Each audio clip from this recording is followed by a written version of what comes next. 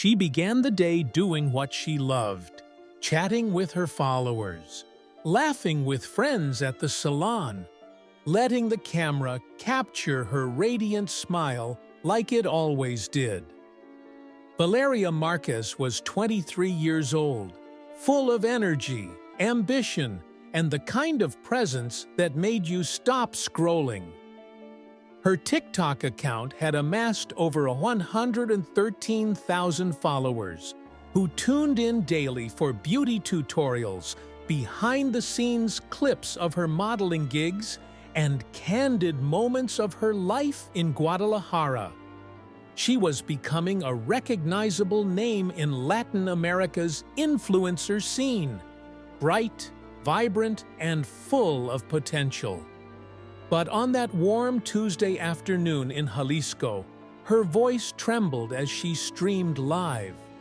What started as another routine video quickly turned into something eerie, almost cinematic in its dread. The chat section continued to flood with heart emojis and questions about her lipstick shade. But Valeria's expression changed.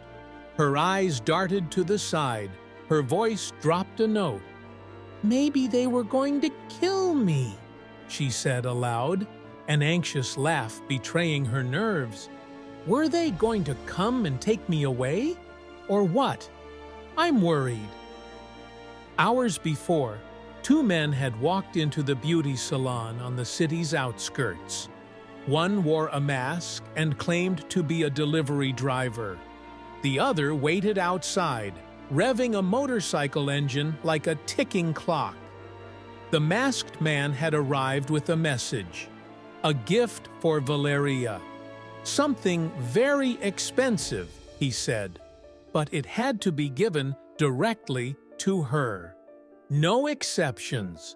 The women in the salon exchanged uneasy glances. It wasn't unusual for Valyriia to receive gifts from fans or sponsors, but this? A delivery from strangers, insisting on face-to-face contact? It set off internal alarms. When Valyriia was told what had happened, she froze. It was then, streaming, speaking to her followers, trying to shake the feeling, that she voiced the fear now burned into the memory of everyone who saw the clip. She wasn't being paranoid. The men returned. It was just after 3 p.m. The masked man walked in again, this time with a clearer purpose. He scanned the room and asked if Valeria Marquez was present. The way he phrased it was chilling, not like someone who admired her work or followed her online, but like someone confirming a target. Prosecutors believe this detail is critical. It suggested he didn't even recognize her face. He had simply been given a name and a location. He wasn't there to flirt, ask for a selfie, or pitch a collaboration. He was there to kill. On camera, Valyriia received a stuffed animal and a Starbucks coffee bag. She smiled, seemingly confused. Then, 2 gunshots. A single bullet struck her in the chest. Another hit her head. She collapsed out of frame as chaos erupted around her. The live stream cut off shortly after. Viewers initially thought it was a prank. Some even assumed it was a stunt for views.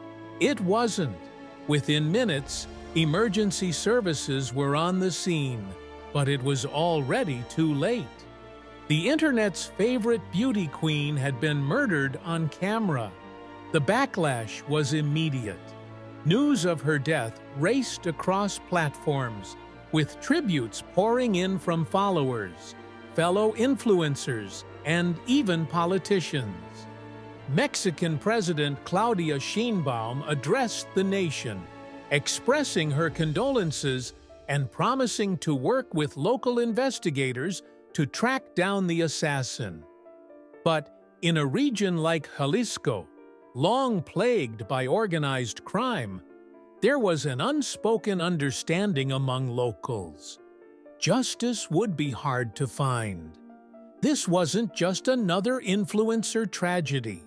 This was a message, a warning, or perhaps something even more senseless, an act of brutality carried out by someone who never even knew the face of the woman he killed. Valeria's death wasn't an isolated incident. Hours earlier, a former congressman had been gunned down just kilometers away, also by two men on a motorcycle. Authorities are now investigating possible connections between the two murders. In both cases, the attackers were efficient, coordinated, and gone within seconds. These weren't amateur hit jobs. These were executions, acts carried out by professionals, by sicarios, the motorcycle-riding assassins that have become synonymous with Mexican cartel violence. Prosecutors stopped short of confirming cartel involvement, but the pattern was hard to ignore. In Jalisco, home to the powerful Jalisco New Generation cartel, death rides on motorcycles, and names are erased with chilling precision. What makes Valeria's story even more haunting is how she saw it coming. That final live stream wasn't just eerie. It felt like a premonition. You could hear the doubt creeping into her usually bubbly tone, see the flicker of fear in her eyes, even as she tried to laugh it off. She'd sensed the danger, but what could she do? Cancel the appointment? Call the police on a hunch? For young women in Mexico, especially those in the public eye, paranoia has become a survival skill. But in Valeria's case, even that wasn't enough. There are no clear answers yet.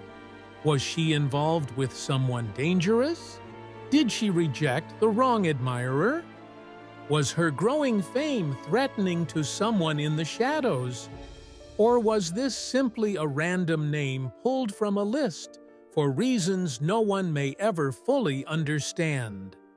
The only certainty is that a vibrant young woman lost her life in the most violent and public way imaginable, leaving behind a family in shock and a country grappling with yet another symbol of how fragile safety has become. TikTok has taken down her account, but countless videos remain. Clips of her makeup tutorials, her dances, her laughter, all now viewed through the lens of hindsight. Each frame is a painful reminder of a life stolen far too soon. She didn't get a farewell. She didn't get to explain. One minute she was connecting with her followers, the next, the screen went black. And somewhere in Guadalajara, a killer walked away with no face, no name, and no reason anyone can yet comprehend.